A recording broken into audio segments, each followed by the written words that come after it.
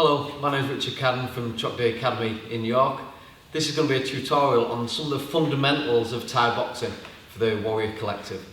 So basically in Thai boxing, you have to think of Thai boxing as a little bit more than just a fighting art. You have to think of it as like dance moves. So what we're looking to do is establish a particular range and distance for all the shots that you throw. I like to think of it as a series of Russian dolls, all kind of stacked inside each other. So the biggest doll on the outside is behind your push kick. Inside that, you've got your body kick. Inside that, you've got your boxing. Inside that, you've got your knees and your clinch work and your elbows.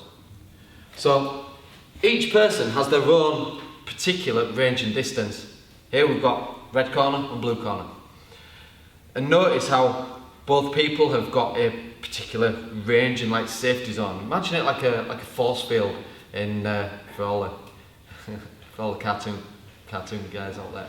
So when we're here, when the ranges don't intersect, there's no fight. The fight doesn't happen. Even when the ranges are touching, the fight doesn't happen. The ranges have to intersect, and then this is the only space that you're fighting for. So regardless of the size of the ring, you're only fighting for that kind of 1 inch, 2 inches of space as your ranges intersect. Because it's no good trying to wind up a shot from way out of range, stepping into range, throwing a shot, overbalancing and losing position. So what we're looking for is for this control of this intersection, and this is the range and distance that we're working on. So if I'm stood in my stance here in red corner, I'm popping out my push kick and I'm popping out my jab, and this is my force field. And blue corner obviously has the same. And the fight only happens when the two intersect. Now, going from this, we move into stance. So that's the external game. Okay, the internal game is what we're doing when we're stood in our stance, making sure that we're stood in diagonal corners of a square. And then we can cover that range and distance with a little step and a little spring. So we're stepping into range, delivering the shot, springing back out of range, so that we're doing it nice and safe. Okay? We're always keeping, this is the narrowest that our feet are going to come.